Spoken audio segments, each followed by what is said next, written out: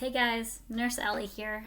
Today I wanted to talk about something that is relevant to probably a lot of our jobs, and that is being short-staffed. I work in healthcare, and short staffing is a very real problem. I'm sure you could say that if you worked in a grocery store. I know my dad works moving boxes, and he basically says that his employer will take you if you have a heartbeat and legs and arms.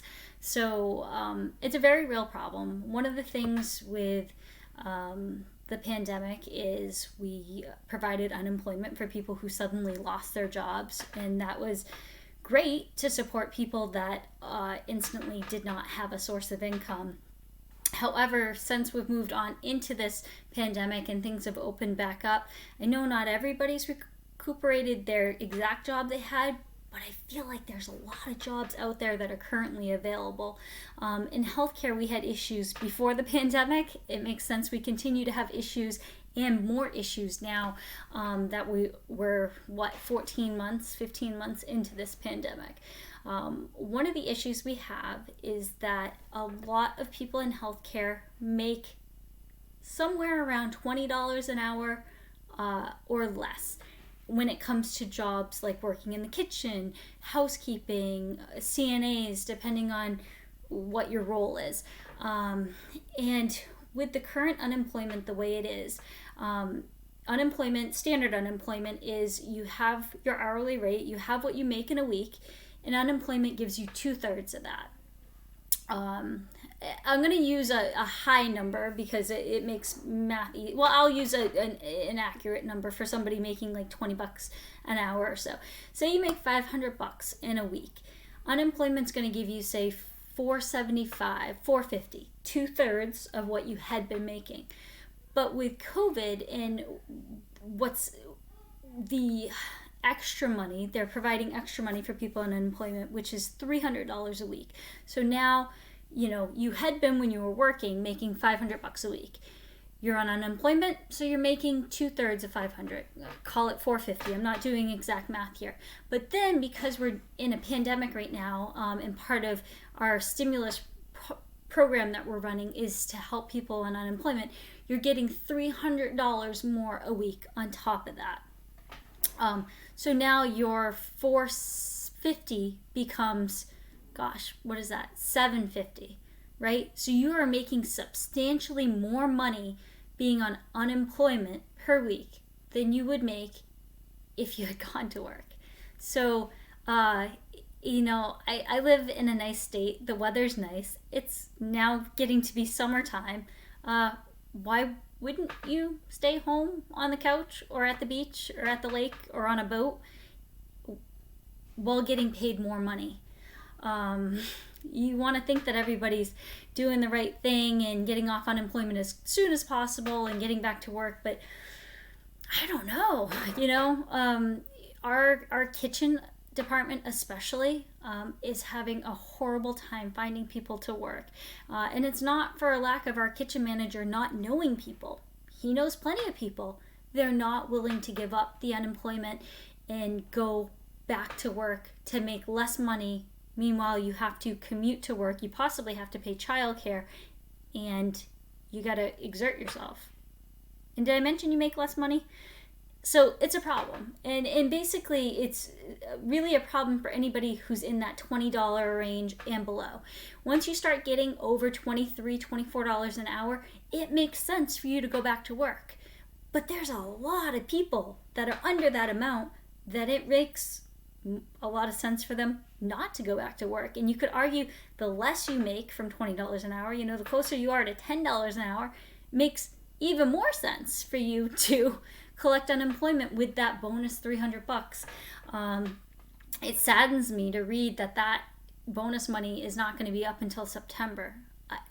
I'm sure there are people that it's helping. Where I live, you cannot go anywhere without seeing a help wanted sign.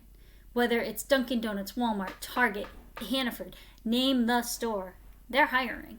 I know that's probably not everywhere, but that's my neighborhood. So, maybe unemployment and that bonus money should be dependent on areas where there's jobs and not jobs. So I wanted to start with that, but then I wanted to give a story.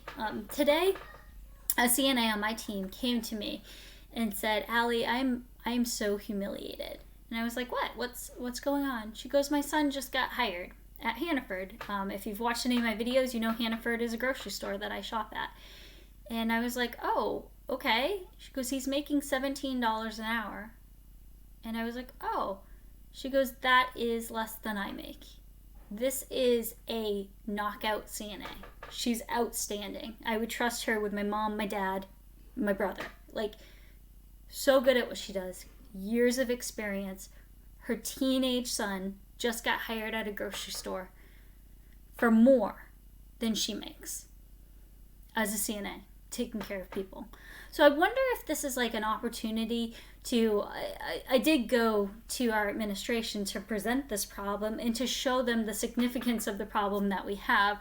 You know, when another CNA looked at her and said, "Hey, the grocery down the road is paying $24 an hour," this CNA, whose son just got a job at Hannaford, said, "Oh, I'm good at growing things. Maybe I should do that." She doesn't want to do that. She wants to work in healthcare and she wants to take care of people. But wow, you know, where I live, minimum wage is about $15 an hour.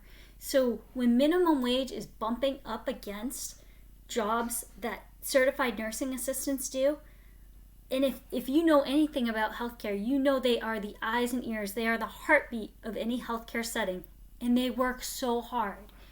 And to know that minimum wage is here and they're here, not all of them, but a good majority, like, we got to fix that problem. So administration says they're working on it. Well, we'll see. I really hope that they do something and they take this person's experience and years of experience into account. It's great if you want to raise starting rate for all new hires, but let's take our existing staff and put them where they should be. I was going to talk about like just how hard it is being a CNA. I was a CNA for just shy of 2 years when I was in nursing school. I got my CNA, and I worked primarily on the 3 to 11 shift. And a certified nursing assistant, they are responsible for anywhere from 8 to 10 patients, possibly on a really bad day more than that, but let's go with those ratios: 8 to 1, 10 to 1, day shift, evening shift.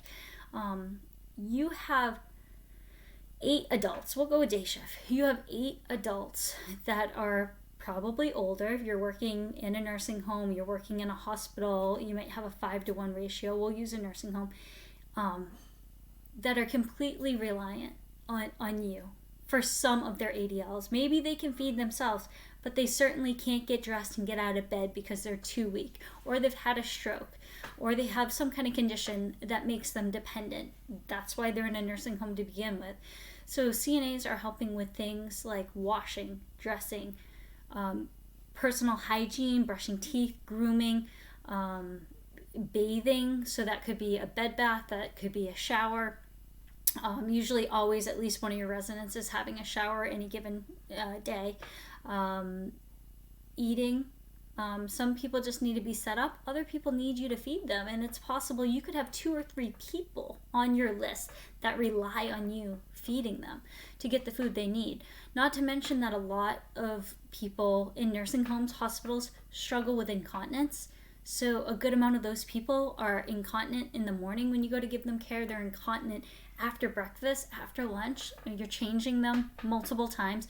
You're moving heavy bodies because these people aren't strong enough to move themselves. Again, that's why they're in a nursing home. That's why they need our help.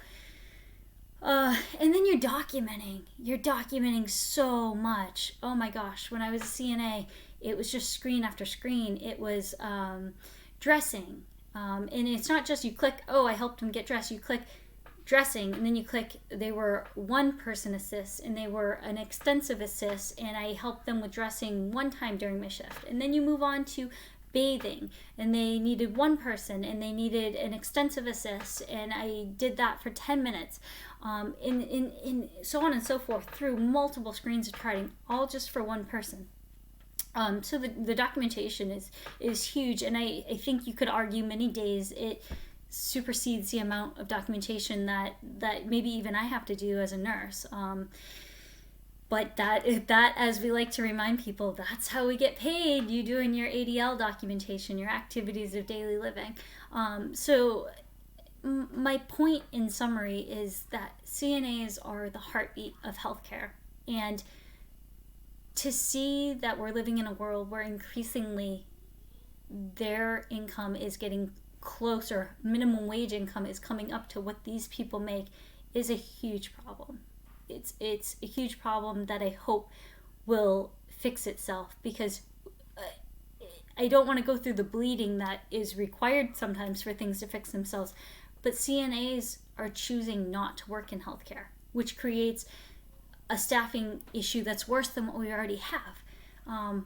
They're going to go to Starbucks and they're going to make, a large coffee for somebody, a venti, whatever, for somebody for $15 an hour, or they're going to be a cashier and stock shelves at the grocery store for $17 an hour, because that's not as hard as taking care of people. So, this is my video on why we need to pay healthcare workers more money. Specifically, we need to pay the CNAs that keep everything we do going. Thanks for tuning in, guys. I'll see you next time.